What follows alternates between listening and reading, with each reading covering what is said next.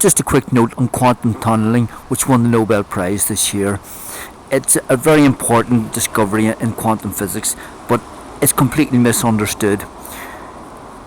If a so-called particle hasn't got enough energy to get through a barrier, it can't get through a barrier. But what can get through is the ether.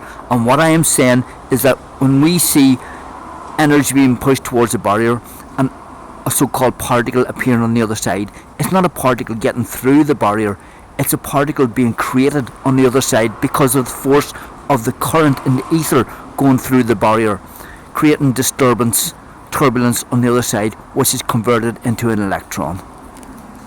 Because an electron is a vortex created by curvature and pressure, not a solid particle. And it is the building block of all other heavier so-called particles. And again, it's not okay and it's not acceptable to say that this proves that quantum physics violates classical physics rules. It's further proof that the particle model is wrong and people are not understanding what's happening at the quantum realm.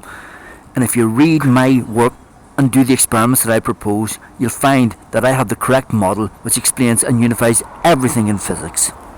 Don't just use your assumptions or beliefs and say, well, that's highly unlikely that an unknown somebody could have solved everything in physics. That's an assumption, a belief, dogma, bias. It's not science. Check the facts and run the experiments, because otherwise it's not science.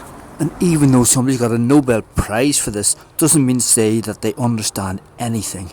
It's fantastic work and it's fantastic measurements, but people are not understanding. And the first time I proved a Nobel Prize win wrong, the person who I put one comment on a YouTube channel explaining why their interpretation was wrong, and if I was a tin hat lunatic, they would have laughed, but instead they went ballistic and they went to extraordinary lengths to get my channel shut down.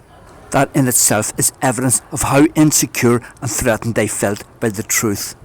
In reality, it shows how neurotic people in control of science and Nobel Prizes are. That's petty human nature, unfortunately, not science.